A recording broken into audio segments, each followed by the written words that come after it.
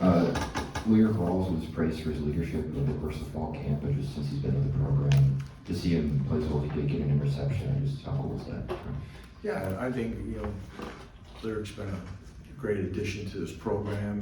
From the time he came on his visit, he's shown lots of maturity, passion for the game, studies it. He's well liked in the locker room. He loves the way he goes about it. I thought he had a solid game. He had, that was a big time interception, and definitely a nice way to get it started for him, and a guy that, again, that we're going to call on a lot in that back end throughout the season. When you had the chance to go back and look at the tape from Saturday, what were some of the things that stood out to you? I thought we played very hard. I thought we were physical. Defensively, I thought we played extremely well after the first series.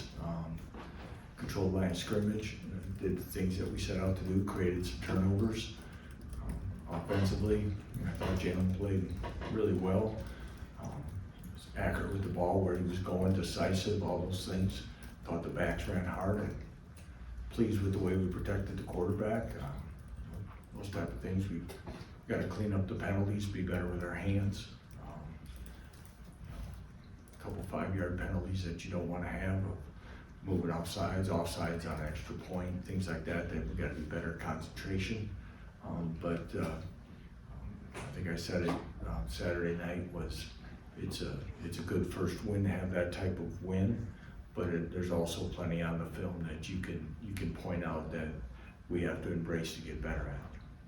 Players were in the meal room. I don't know the official name, but for the first time today. You and I both. No, I think it's a Jayhawk club. There you go. Not to be confused with the other Jayhawk club. Sorry. You broke me. Talking about the temporary building behind us and then now moving into that, can you maybe speak to what that means for the players and what it looked like for them in the past versus now? I mean, we've, and probably a good time to thank all our local businesses that have been part of our catering, at least since, for many years, and probably since our arrival, and everything that they've done. But this gives us a chance to have meals that are cooked and prepped right here. We've eaten in the old area here, we've eaten in the indoor, and then we had the temporary structure that was put together. And our guys have done what we've asked them, and they've made the best of those things. But now to have a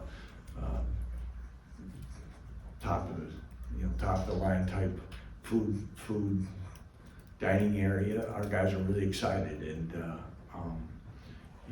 to see their faces, and I walked in the team meeting today, and even as we wrapped up practice, guys were talking about lunch already, and they're all excited. And Chef Mike there, and to have something like that, it's new and exciting, and it's going to benefit our guys in so many different ways. So it's another fine addition to our program. With a short week playing on Friday, has that changed your preparation throughout this week? Oh, we had a practice last night. We had to bring them in yesterday afternoon. Usually Sunday's our day off. Put the game to rest. They got a lift in. Had our meetings. Took the field around 6 o'clock for a short practice, and I thought they moved around pretty well considering, and the soreness and all those things. And then today I thought they again, moved around better than I probably anticipated. Got a lot to clean up and get ready in the game plan, but like the attitude, so everything's, kind of that one day ahead, and then Saturday will be their day off for the week. And looking at the progression of some of the guys who didn't dress from Saturday's games, what are they at? Dean practiced today. I'm very feeling like he should be available. Trying to go through all the list of Gage Keys is probably still out. Jack Snyder will still be out. Dylan Brooks will be out. David Bajuwan will be out for the season. As you said before, who else am I missing in there? LaShawn. I'm sorry? LaShawn. LaShawn, Yeah. well, it'll be, he was out he was out there yesterday doing a little, it'll still be questionable to doubtful. We'll see with him. try to use my words if I gotta get ready for all that stuff, so. Joseph.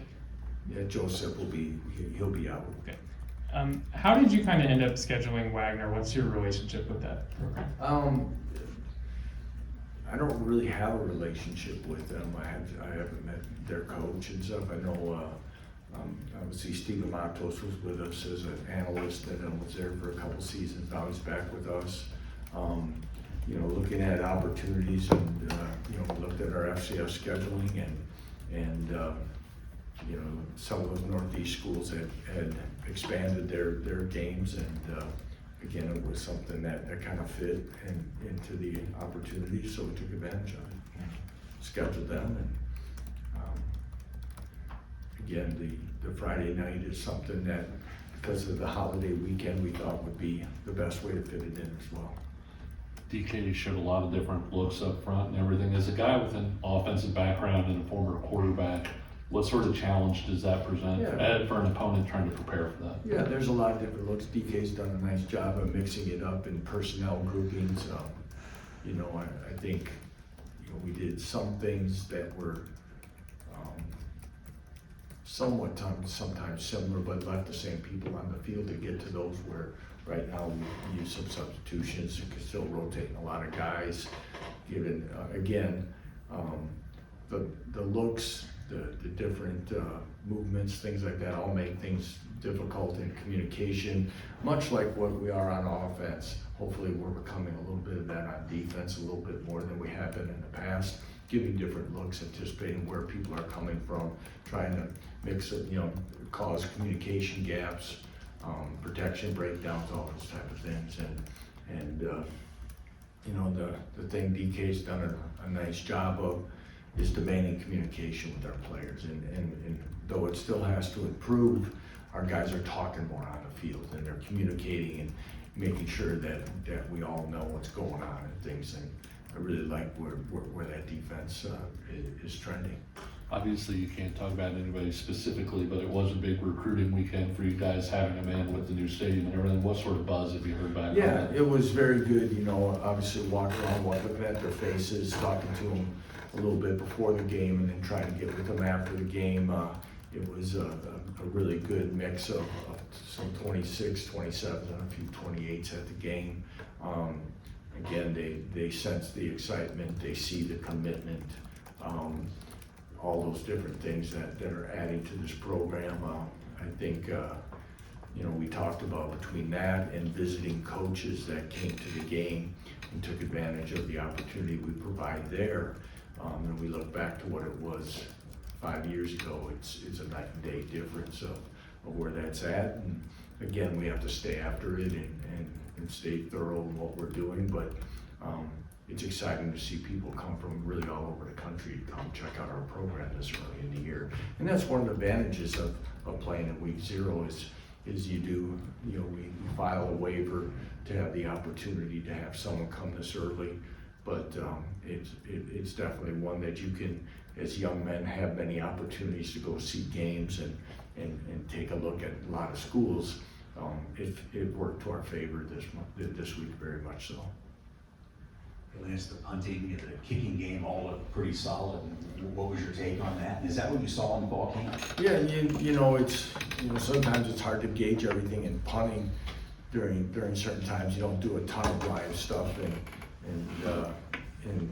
but I thought Finn Lambert did a very nice job late. Is probably everything we'd hoped he would be as well, and what he has shown since he's been here in consistency. But both those guys, I thought, had excellent days, and again, we want that to continue. But I thought we were solid there. I thought kick return, I think we returned the first one, probably one we should have kept in the end zone. Kind of caught it. I think Emmanuel was excited, tried to make something happen.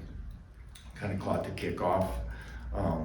You know, momentum going a little bit backwards and probably didn't get it, you know, didn't block it as well as we needed to. But I thought, of course, for a true freshman in his first game, Tate Nagy did a very nice job in the punt return game for us, made good decisions, had one return, so something to build upon once again. And then watching Bengali and Trey and some of the linebackers, is this a little more athleticism, maybe, the way they run than some of the pass groups? I've always tried to stay out of total comparisons, John, but I think between the length and athleticism, it's something that we thought might be the case as we headed into this year with those guys. Bengali showed why we thought he was an important addition, and Trey, I thought, had a very good game as well. He's a very solid player, a good football player, and again, they had good games and really showed up in this scheme and were very active all day long. Lance, I think Carson played the most snaps of having tight ends. What does he kind of bring to the table, especially as a freshman, to kind of play now as well? There's 4 tight ends that are seeing time, as you know, but he did get the most. I think right now he's probably the biggest body of them and the best inline blocker that we have. But he has shown that he's been very consistent through camp and will continue to battle for those. But as you can see, all those guys are seeing time during all times of the game, I guess is how I want to say it. So it'll continue to be, but Carson Bruin showed that he is going to be a very, very good football player here in the future.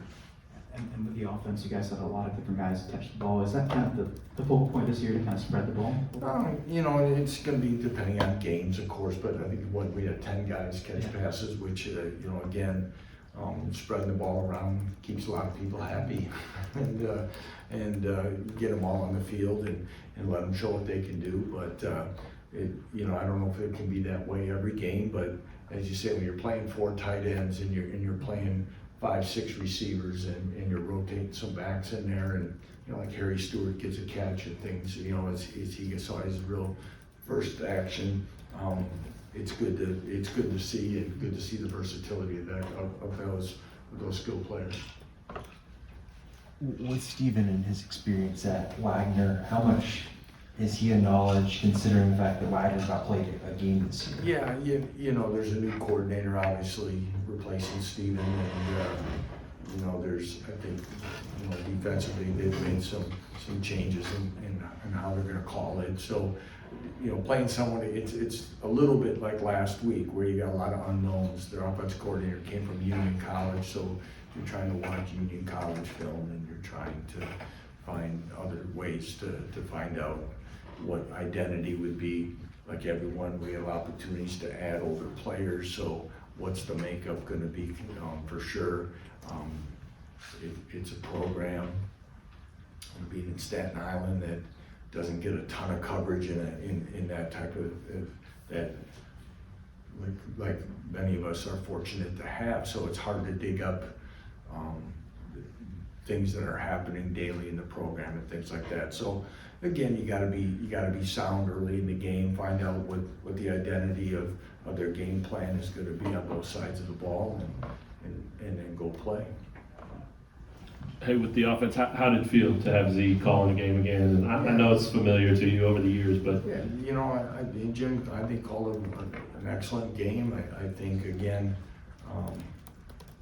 it's still been pretty consistent for what we want to be over the years. I know that will continue to be heavily analyzed in this room, but I think our balance was there. I thought again it was Jim's done it a long time. I kind of know it's not like I thought operationally on both sides of the ball, the staff communicated extremely well. I think we had one mix-up defensively, personnel-wise, but other than that, it was clean on the headphones. Everybody seemed to be, there wasn't a moment of uncertainty on certain things, so I was very pleased with the job of the assistant coaches in that regard. and then with the captain's thing, if you mentioned this when you announced them, I apologize, but what went into DJ being that 4th one? I know it's going to rotate, but what went into that? Really what DJ has done, for a long time in this program, but and I talked a little bit of the staff about some possibilities, and DJ was one that there wasn't really any debate on the subject because of really the work ethic of what DJ Withers brings this program each and every day on that practice field is really special. He works extremely hard. Not that we don't have others, okay, and that's always what you got to be careful of. But the way DJ Withers goes about it, You know, same reason why we took him to media day, you know, and come in for what he's done for this program and who he is and how he goes about it in a position that doesn't get a lot of notoriety. But there's a guy that had his tonsils taken out, you know, shortly before the season camp started. And, you know, having your tonsils out at that age is not easy. And DJ, you know, kind of went through it, and he gained, you know, keeping weight on in camp is a struggle. He put on 12 pounds. And through the heat and through the work and all those things, you gotta work at it.